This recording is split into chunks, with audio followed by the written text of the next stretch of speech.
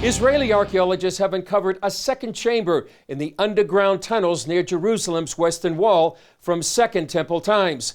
CBN Middle East correspondent Julie Stahl tells us the magnificent structures are part of a new route opening soon to the public that takes visitors back to ancient times.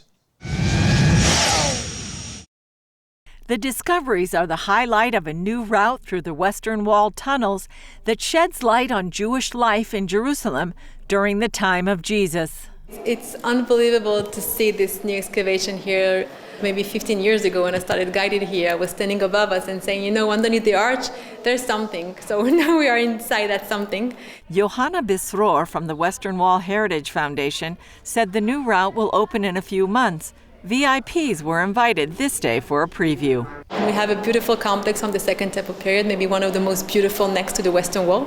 You can see ritual bath, beautiful columns. The discovery began here more than 100 years ago when British archaeologist Charles Warren climbed through a hole into this room. Now archaeologists have uncovered 2 more chambers. And when we saw this room, which was the first thing to be revealed in the new excavations, we were excited because we realized what was not known then, that we are actually in the parallel room of the Hasmonean or Herodian hall that was already known since Warren's time, since the 19th century. This is one big building.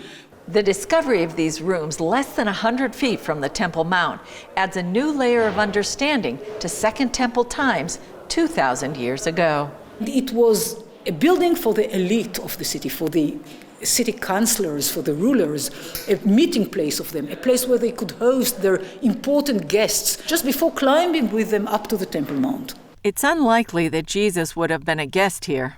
If Jesus was a guest of the city councillors of Jerusalem at that time, he could. And the building was a place to host the elite, so who knows? I'm not so sure he was considered to be such an honor, but who knows? Who knows? Everything is possible. IAA Excavation Director Shlomit Wexler-Bedolach said the only other building decorated like this one in Jerusalem at the time was the Temple Mount itself. And there's more, an indoor fountain and reservoir connecting the 2 chambers. Here you see the capitals. They are still preserved. In the center of each capital, there is a hole. In this hole, there is a lead pipe that is inserted, where the water would come out.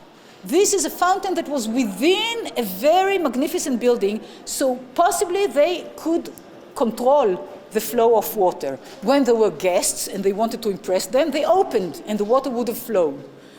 When there was no guest, they closed. At some point, this room was repurposed as a huge mikveh or ritual bath, maybe the largest in Jerusalem.